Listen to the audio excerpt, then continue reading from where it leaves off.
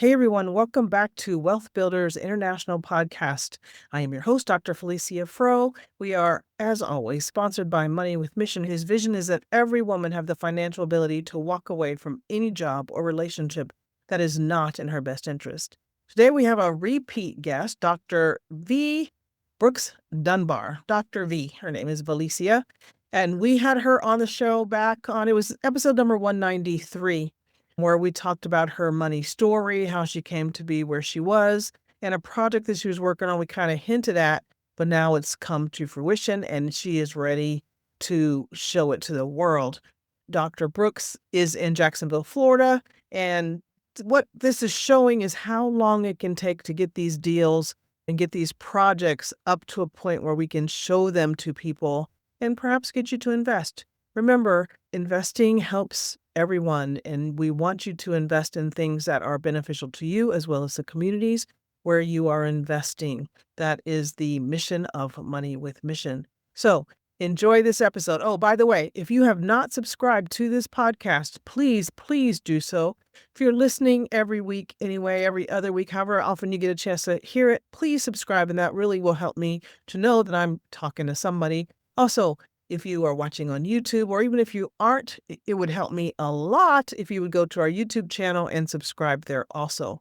I appreciate it so much. Enjoy this conversation with Dr. Dunbar, and we will be talking about this a little bit more in a few weeks. You'll hear it in the story. So enjoy this one. Let's get some little details in it, some technicalities, but you'll get it. All right, hang in there. Thanks a lot.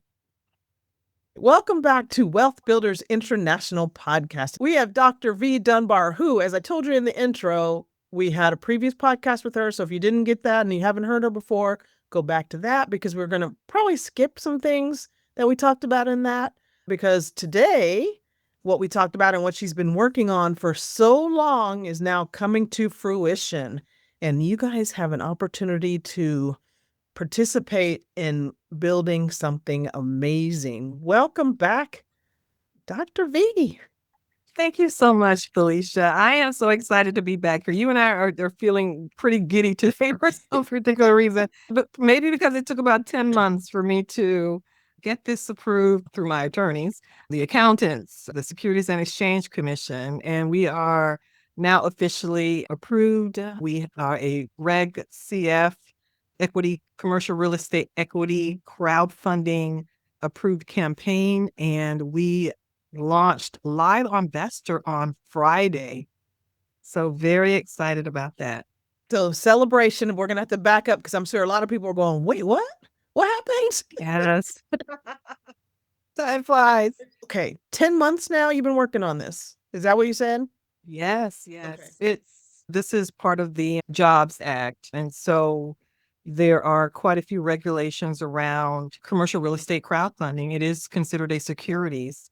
And so the process to even begin or start a crowdfunding campaign requires that you have an application in with the SEC, and they have all of the information, the pitch deck, the script that goes with the pitch deck, all of the financials information. It's a 147-page submission form that we submitted last month and had the final step checked off the box to begin the crowdfunding. I'm going to have you back up to what started you down this path. What's the project? What are you excited about working to get people to invest in and make better? Oh, yes, absolutely. So the new LaVilla is a commercial real estate crowdfunding campaign to help us to restore a historic landmark in our historic Black Wall Street. So this was the location in Jacksonville where Black business was thriving. It was also the only area in Jacksonville that was founded by Black Union Buffalo soldiers in 1866, first incorporated city in 1869. And then it was annexed by Jacksonville somewhere in the 40s or 50s. What state are we in? Because I know people are going, Florida. Mississippi, Jacksonville, what? Sunny Florida. Okay. Right just south of the Georgia line. So we're in the northeast section of Georgia, Florida, but in 40 minutes within the Florida line is the city of Jacksonville, the largest city in the country by geographic space and growing rapidly. We are a supernova city, one of 5 cities designated by the Urban Land Institute as a supernova city, meaning we are experiencing rapid population and economic growth.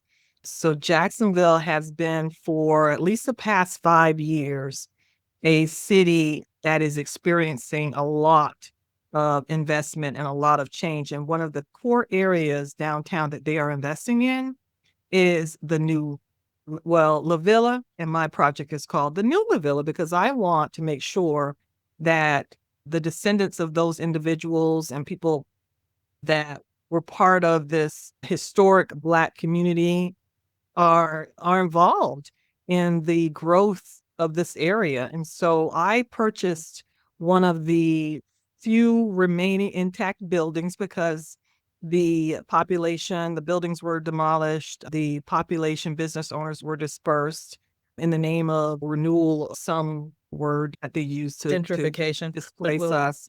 Yes, interstate came through it. Yeah. And the few buildings that are remaining are in decline. There's one intact block where I purchased my building right across from the first major project that the city invested in, which was the Duval County Courthouse. So this is the area that was Black Wall Street, Jacksonville, Florida. Absolutely. James Will Johnson was the president of Stanton High School. Our historic Black college and university here is Edward Waters University.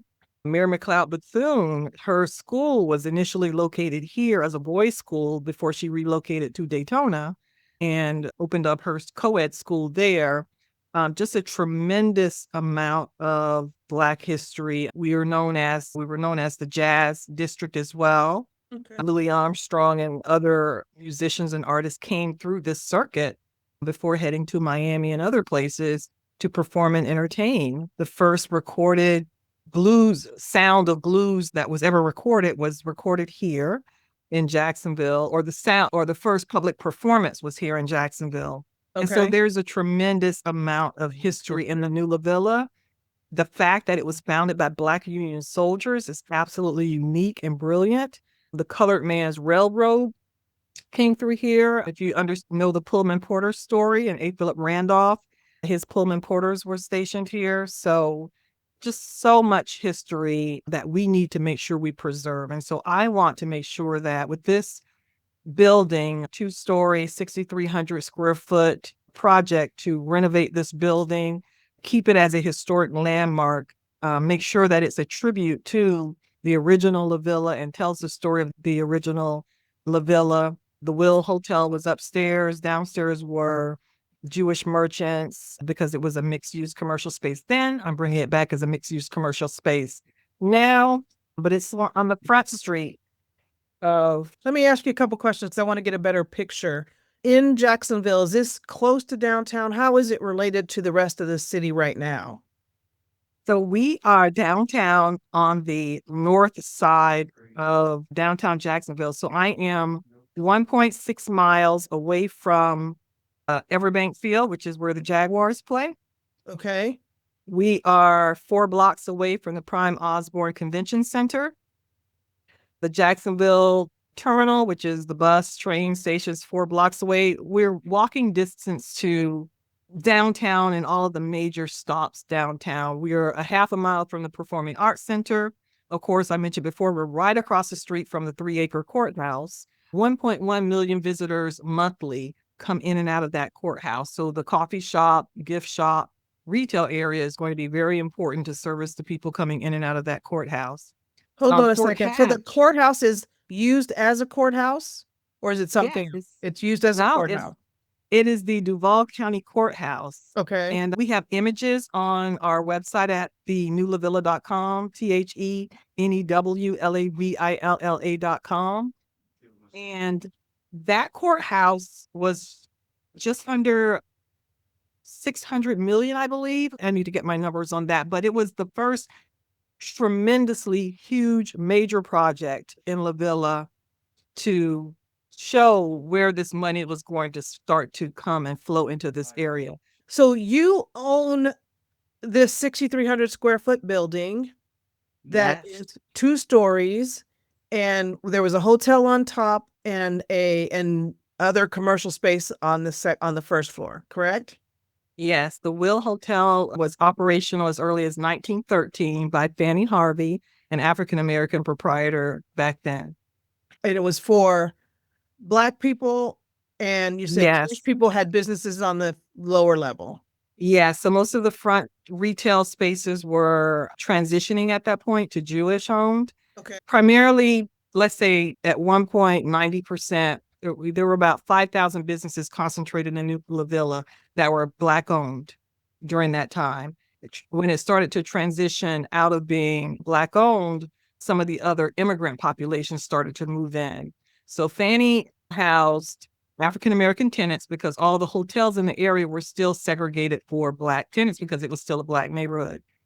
However, the Cuban immigrants, she had some tenants who were Cuban immigrants as well, and that was from going through some of the census records. So how big is the entire Black Wall Street area?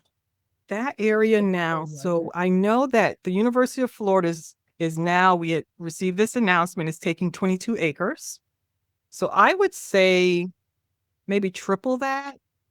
Maybe about 80 acres is all of LaVilla, and an approximate guess based on, if I look at that 22 acres and then everything else that's left over, Okay. there's a lot of land still left. Okay. So, And then what happened to the businesses, to the people? Did it just, like in Greenwood in Tulsa, there was a massacre, burned it down? What happened in Jacksonville? so interestingly enough, there was a fire in 1901 where a large portion of Jacksonville burned down, and that fire was started in LaVilla.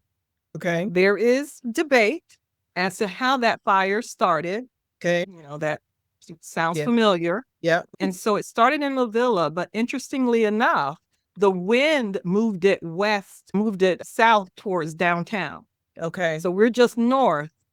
We're on Broad Street. So our building in 1901 did burn down. So that's why we say 1909, because the property was rebuilt around 1904, something like that, 1903. So one block was burned, but the entire downtown burned. Okay. The wind blew it in the other direction. So part of it, a small strip of it burned down. The rest of it remained and was still thriving even after that fire of 1901. Again, in 1913, Fannie Harvey still had her building. The other big hotel was built in 1943, the Masonic Lodge, which is across the adjacent to us. Okay. Was built very early turn of the century, thriving African American community. So it got burned down and then it was rebuilt. Yes. It's like many of the buildings were burnt down and then it was rebuilt. Sounds a lot like Greenwood, Tulsa. Okay. Yes. Portion of it was burned down because Stanton High School is still there, but I believe Stanton High School was built after the fire. So yeah, Okay. so a lot of new buildings came up after that as well. But it continued to thrive regardless. Okay. Right. And a few things happened. Fernandina Beach had a Black history and some churches were burnt there. So, there was some burning happening for sure. This is back history we're still talking about. Yes, going back to when the New LaVilla was founded in 1866. So Jacksonville was occupied by Black Union soldiers for 2 years. And Fort Hatch in LaVilla was their base. And Fort Hatch is right behind me, 2 blocks behind me. So it's walking distance as well. Now they're building townhomes and apartment buildings over there. Okay. So the area that was Black Wall Street was called the Villa, or was it called the New LaVilla? LaVilla. LaVilla. LaVilla. One of the original white property owners deeded a significant portion of his land to a lot of the Black Union soldiers that were staying. I believe they were 100-year leases, and then they had the option to purchase those leases, which they eventually purchased those leases. Okay. Okay, so now here comes Dr. V, and she sees this building here and decides to buy it. What was your thought in buying the building? That we needed to have something that we owned still located in the villa before it was 100% replaced with all of this new investment. So I felt as if we should have something that is still community owned and is a community asset in this location. Got it. So Yeah, I'm a very small fish competing with the University of Florida, a lot of large other investment. developers, city and municipal funds. So there's a lot of money coming in and out, but I Talk thought it was about that. important. Talk about that a little bit more. What kind of things are being built by the bigger fish? So the LaVilla Heritage Trail is a city project, and that is $10 million. So that will run around the building to the Masonic Lodge adjacent to us, and then come from the other side, which is where Fort Hatch is located down the street. Uptown LaVilla is a huge mixed use residential, commercial, entertainment district. Okay. The Regional Transportation Center, the Department of Transportation and JTA built their transportation center at LaVilla for $57 million. Inside that building, they did a wonderful job of showcasing all of the Black transportation connections. So the Colored Man's Railroad is there. A lot of the merchants and mercantile associations that were in LaVilla at that time. They have murals of A. Philip Randolph, just a beautiful job this director did to respect and honor the fact that they are still in LaVilla. And he said that was why he wanted the name LaVilla attached to the outside of that building by their logo. So it's the Regional Transportation Center at LaVilla. And is that privately owned or that's a city owned or state owned? Yeah, state and city owned. Got it. Or county, rather.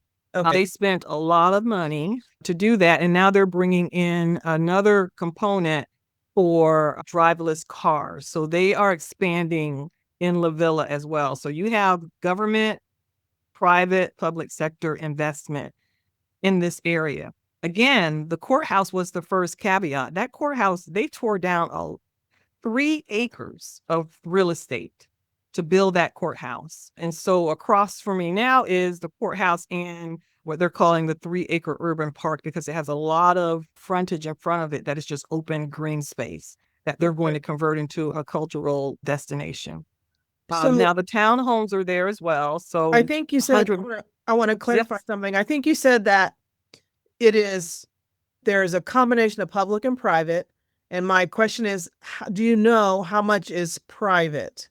How much is stuff owned by either an individual or they're raising money from investors and people are going to be making money off of the things that are there? Yeah. So Uptown LaVilla is private. So that's 80 million. The other 100 million is in housing and owner townhouses that they finished. Well, they're still finishing. I was over there yesterday and they're starting the 3rd phase. And then rental housing is complete now. So those are all private. Okay. Then they have this new area that I was at a meeting the other day that's coming up called Gateway Jacks that is going to be on Pearl Street so they're going to cover the entire space. So if you say the courthouse is on the south, that space is going to be on the southeast side of LaVilla. The JTA Transportation Center then would be on the northwest side. So tons of investment happening around that area. All right. And I know this is a lot of people because I'm southeast, northwest. What the heck does that mean? So like those things don't. It's like okay, we're gonna have a map on. We're gonna have some maps and things available. So this is interesting to you, and we're even gonna have a webinar specifically talking about this investment, so we can get even deeper into some of this stuff.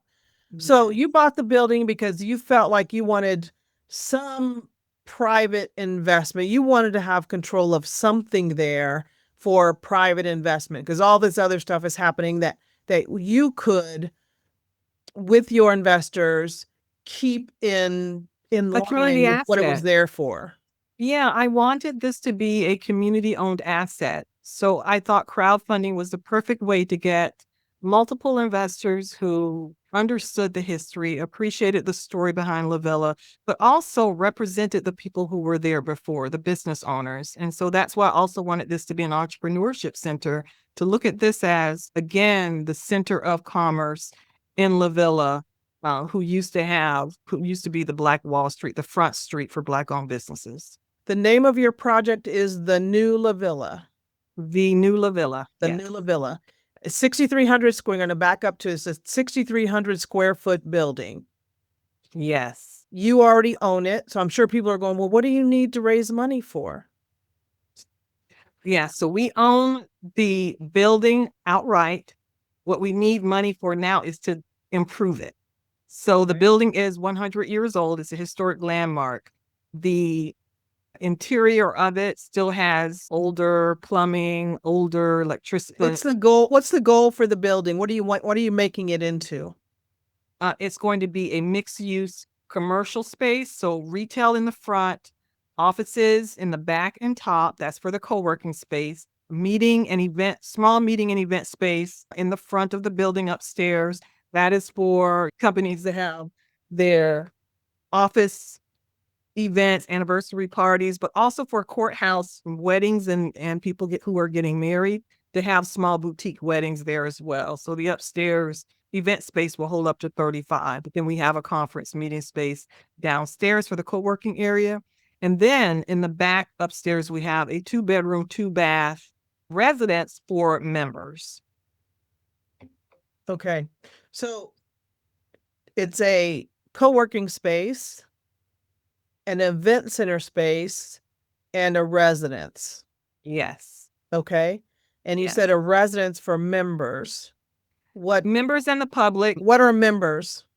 Yeah. So members are those co-working members.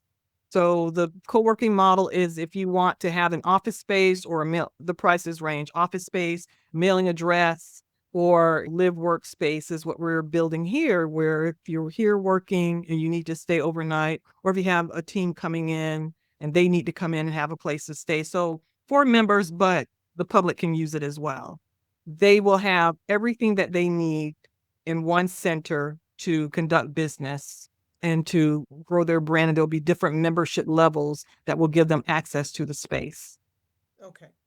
So to help outfit this building to make it into this community use space, and I use that loosely because there'll be more. We're going to do more conversations on this. I'm really want to try to stay high level rather than get so deep into things so people don't get confused.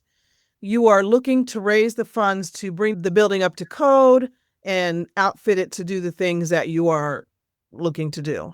Yes, to convert it into a modern commercial mixed use facility. And so the raise is 1.2. Before you go there, and your idea was not just to take investors who had a lot of money to be able to do it.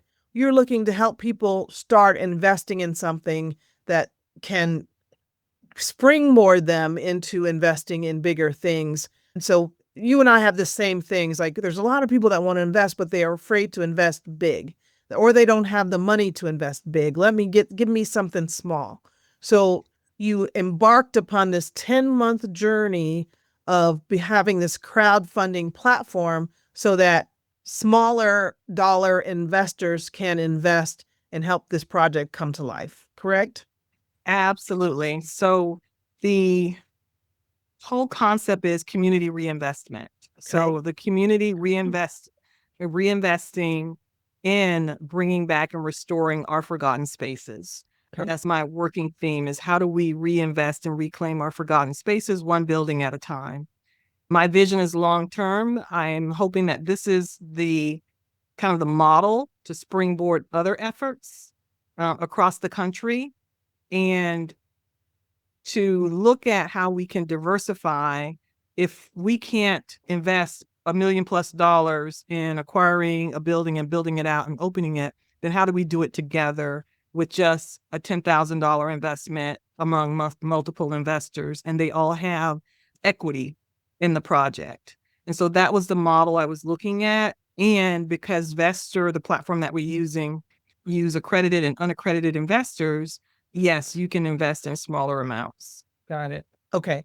Thank you for bringing up that this is like the beginning, because you and I also talked about other places where There have been traditional Black communities, like there's many of them here in Oklahoma. Oklahoma, I think that's Bowley, yes, Bowley. Bowley. And then somewhere in Kentucky, you're looking at buildings and working with people there to help bring these buildings and bring these things back to life Lexington. and give people something to invest in. Now, this is not a charitable investment. We're not talking about nonprofits here. The goal is that there is a return on your investment. Is that correct? Absolutely. Absolutely. So the instrument that we are approved to use is called a simple agreement for future equity. We have investment levels in the project. And if you invest in the project at a particular level, you will receive an equity share in the business once we refinance and convert it at the new appreciated price value once we do complete the build out. Okay. All right. So the increase in equity once we finish the build out, and there's an increase in equity because now we've put this money into it, you have an option of getting your return on investment there and your receive a return, or you can keep it in the business and we will convert it to a shareholding agreement. And you guys, if that went over your head, don't worry. If this is interesting to you at all, community investing, bringing things back to life and making it so that you've improved a community, which is all what Money with Mission is about, improving communities and giving you a financial return. Money with a mission. We are going to have specific webinars about this project so you can get into the details of where to invest, how to invest, what do I expect my return to be, what did she talk about, convert, blah, all that stuff. We're going to get into those weeds. You'll get more information. We'll be putting it out in LinkedIn, Facebook, all those places when we get our date set up to do that, okay? So don't panic. If you didn't understand it, no big deal. The bottom line is there is a project in Jacksonville, Florida to rebuild and bring back to life a building that is a traditional in an area that has been Black Wall Street, that is already invested by the state and private investors, and we want a part, bottom line. So and we don't have a footprint. Yeah, and we don't have a say, and we don't have a footprint. And this is going to be our footprint. Yes, absolutely. I'm so past us being left out. And so this is us reclaiming some space. It may be small compared to a University of Florida and their pockets. This is our step. We're talking about it like people are excluded from investing. That's not what we're doing here. Anybody who believes in community investment and improving a space and having a part and having a say is invited. Anyone who would like to have a say in their community and reinvest, yes, absolutely. So you don't have to be Black to invest in, is what I was trying to say. No. Yeah. Okay. My thing is the institutions that don't give individuals the opportunity to also have equity. Gotcha. Okay, so when do you have to have this money? So September 30th is the cutoff for our raise. Our raise is over 15 weeks. Okay. What happens if you don't raise the money? If we do not raise the money on Vestor, the platform there, then what we'll do is go for the lower tier platforms. So this platform, the minimum is 10,000. We're going to open it up to investment starting at 2,500. Our target is to get at least 66. So that's why I wanted to start with the 10, because that would help us to reach our goal with just a small number, 66 people. Going back to when LaVilla was founded, 1866, that just felt important to me to have 66 founding members. But if we don't raise the amount of money with the 66 members, then we can reset and have an ask of 2,500 and up. But we really want to close it out with this. This is going to get done. Bottom line, you guys. Mm-hmm. This is going to happen. You can be a part of it or you can not, and you can go visit it and spend your money and help the investors that did invest, or just go along your merry way and see what happened, or you could be a part of it. And you now know that it's possible to be a part. If you don't have $10,000 to invest, there may be a way for you to do that sometime in the future. However, I would say if you don't think you have $10,000 invest, when you hear about our webinar, talk about it, come anyway, because sometimes we can figure out ways to make things happen. Okay. So Yeah, what I've said in the past is if you have 4 friends with 2,500, that is okay. we can But figure it out. Yeah. yeah, you can organize and pool that money together into into an entity. Yes. So So there are bottom ways. line is don't, so many of us look at our bank account and go, I don't, there's no way I can do it. Stop that thinking. Stop the I can't to the how can I's. Does that make sense, you guys? Not I can't, but how can I? And even if you can't figure it out yourself, somebody can help you. I'll help you. Dr. V will help you. We can talk through. And if it looks like this doesn't work for you in any way, shape, or form, you have the money and it doesn't match what you're trying to do. We're not going to put you in that. Not at all.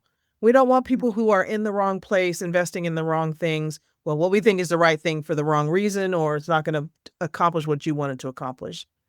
All right, Yeah, Dr. B. yeah. So we've been left behind because the education component doesn't really circulate around us casually, I guess is the way to say it. Like, I didn't come across all of these new terms that I understand now because in my everyday conversations, I was talking about regulation CF. I wasn't even thinking in that direction. Yeah. And now I realize that that is why I just haven't been involved in commercial real estate because it's just not a common thing that has been spoken about that I was comfortable with. But now I just feel we're at a point where we've got to lean in and learn this stuff. So I just really want everyone to show up to learn, if anything else, to get comfortable with the language, the conversations, how it works, the questions to ask. And we're here to help you to do all of that. Perfect. So good, because this isn't the last thing that Dr. V is going to do as far as having a chance to invest. So if you don't know her, of course you don't know her. You come to things like, okay, I'm getting to know her. I'm getting to know her. If this one isn't the one for you to invest in, the next one will be. So when you get the information about our webinar, just show up, sit there, listen. It'll be good. It'll be really good. Absolutely. Thank you, Felicia. I'm a truth teller. My handle is at the True Dr. V because I feel like we have to be willing to share our stories Yeah. and make those connections. And I just think that's so very important. The Lost Fortune series, did I mention that to you, Felicia? The Lost Fortune series that I'm writing right now is helping us to understand why so many wealthy Black women before the civil rights movement, what happened to their wealth? Girl, And I'm learning from that. I stole it from you. Yeah, so please continue. And I love it when people just take, I always tell my clients, just use me, just take whatever you can take, please. I can't The more make the people impact hear that it, I want if I hoard. the more people hear it, the better off we all are. So Yes. So that's the bottom please line. take it, take it, take it, take it. Put your name on it if you want to. I attribute it to this. Dr. V gave me the idea, and these are from her. And I'm putting them in a podcast. So good. Take it. So Yes. listen, okay, if somebody cannot wait for the webinar and wants to go figure out how do I do this? What do I do? How do I get in touch? Where do they go? Yeah, definitely follow. So sign up for the newsletter. So if you go to the website, these are just pictures I'm going to flip through real quick and get to the contact page because we're going to walk through this on the webinar. So don't worry. Oops, too far. So you can follow me at the new LaVilla Project on Facebook, Instagram, and we have a page on LinkedIn, the new LaVilla. If you email me I'm sorry, you don't even have to email me. You can just subscribe on the contact page at thenewlavilla.com for the newsletter. I'll start sending the newsletter information to you. That's where you're going to get all the updates about what we're doing, what's happening with the new LaVilla, and then also education and information about crowdfunding and upcoming projects. So Perfect. we already have something scheduled with the other 2 sites we're looking at in February. So we'll be talking about that as the dates roll by. Okay. But definitely go to the website and sign up on the contact sheet to sign up for the newsletter. And then Okay. follow us on Facebook and Instagram. Perfect. So since I know there's not many of you sitting down with a paper and pen, you're driving, you're eating, you're taking care of the kids, you're doing whatever you're doing. This is in the show notes. So just go click on show notes and get into this, get on the list so you're getting the information and know what's going on. We'll be sending out information for Money with Mission and Wealth Builders International about our webinar when we really get into the details of this. And Dr. V can show you the blueprints and show you all the things and how that's going to go and what your returns could be and all that kind of stuff. So we are going there, and it'll be probably in the next couple of weeks. We'll get it figured out. Yes, wonderful. Thank you, Felicia. I really, really appreciate this. As Thank you always, you're awesome. so much. Now we're going to go have a glass of wine. You guys do what you do. Talk to you later. See you next week.